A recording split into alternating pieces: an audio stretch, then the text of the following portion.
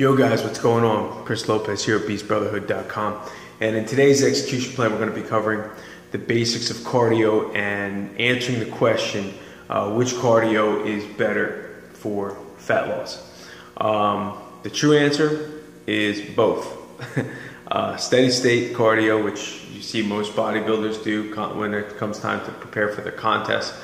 And then there is this newer style of cardio, which is more conditioning based, when people do circuits or they do jump rope or kettlebell swings or battling rope. A lot of the stuff you see in the newer gyms,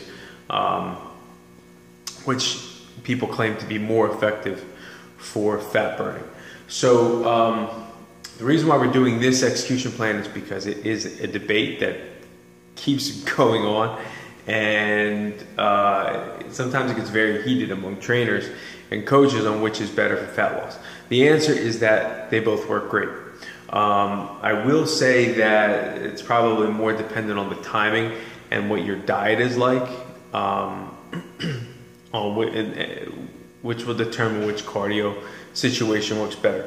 So the name of this execution plan is obviously combo cardio, in which we're going to go over how you can utilize both forms of cardio or conditioning to burn fat, get in shape, and reach your overall goals. So let's get into what steady state cardio is. Now, steady state cardio is what you see, again, most bodybuilders doing. Contest prep, it's either walking on an incline treadmill, maybe doing the elliptical or the bike. It's a steady state, long duration, usually at least 20 minutes to an hour. And the main purpose of this is to keep the heart rate lower, and it's not as intense or as stressful on the body, but you do expend calories. And the main thought process behind this is that, well, if you're not expending your muscles in an intense fashion when you are on a low carb diet, you will burn more fat for energy, or fat cells for energy, as opposed to eating away at the muscle tissue or the muscle mass. That's a general idea, and the consensus behind steady state cardio is that if you want such a low calorie diet, or you are really low on carbs, that maybe walking burns calories from fat and spares muscle tissue. Now, thinking about that, looking at the new way of thinking, in the last 10 years or so, people have been on this high intensity interval training kick, which is like a Tabata, or which is 20 seconds on, 10 seconds rest for rounds, or 30 on, 30 off for rounds. This form of cardio conditioning is super effective for burning fat and maintaining muscle. But again, I think it depends more upon the timing of the cardio, the duration, the purpose, your personal capabilities and fitness level, and also what you're eating. All right, so let me explain. So when you're doing this high intensity training, it is usually similar to just lifting or doing weight training with minimal rest. That's pretty much what it comes down to when you're doing these crazy circuits, right? So kettlebell swings, battling rope, it's all resistance based exercises. I've even done it myself with like push-ups and pull-ups and bodyweight squats, and just to get the body moving a little bit. Keeps that intensity super high, burns calories, works the muscles a little bit. But on the flip side, when you train in that fashion, you start to use the anaerobic system. You start to use the system that uses carbs and sugars for energy. Not so much the aerobic system, which would be like walking or riding a bike at a low intensity. So there comes a point where you start to go from the aerobic system to the anaerobic system when you're doing this high intensity interval training.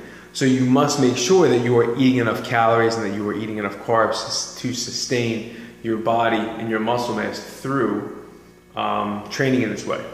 Now, I will say, when used properly, HIIT, or high intensity interval training, does help maintain muscle mass because you are using those fast twitch fibers, the same ones that you use when you lift, when you do this high intensity training.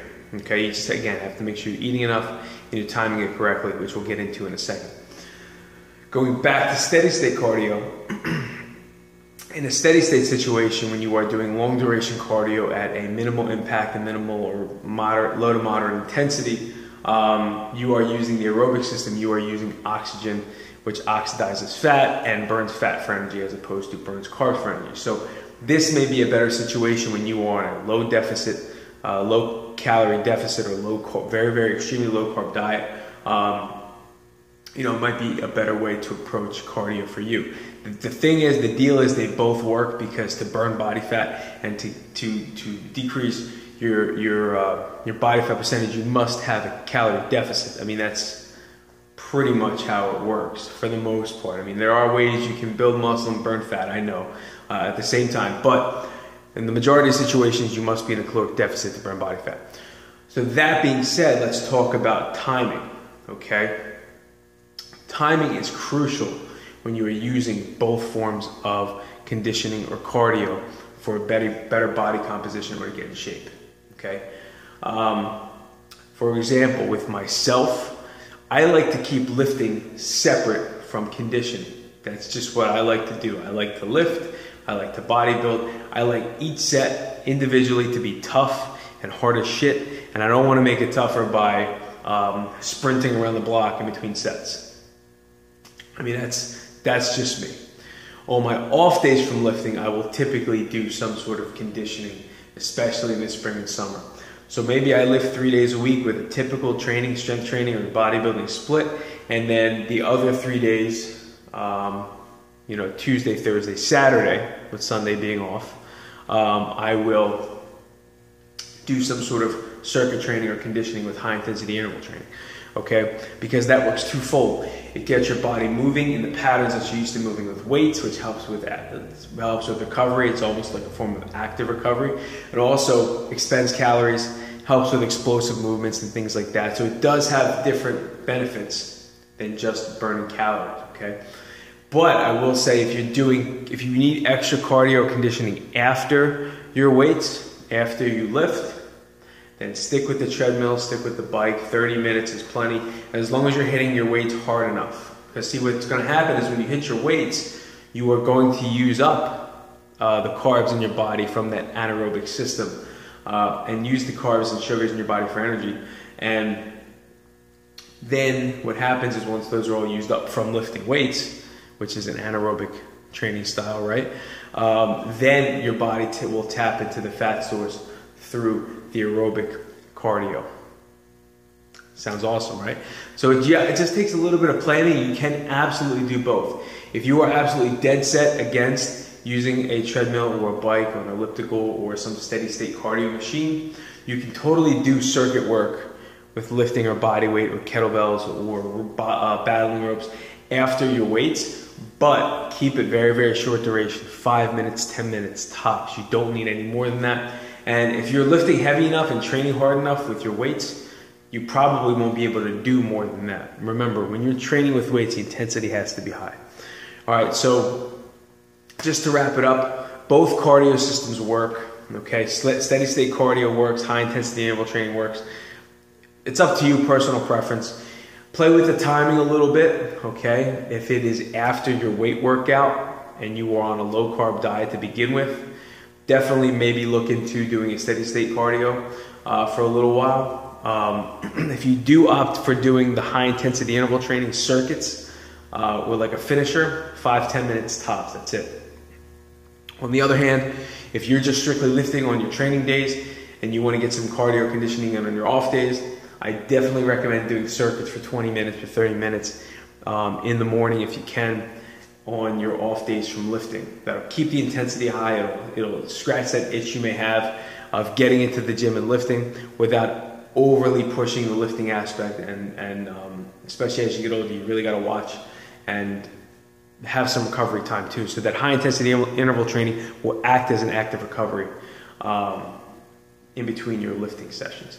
All right, guys, hopefully that wasn't too long, but I will list this stuff out down below so you have tips on how to use this stuff. And then, as always, check out recommended products and ask your questions in the Facebook group. All right, guys, until the next EP, this is Chris Lopez, Beach Brotherhood, and I'm out.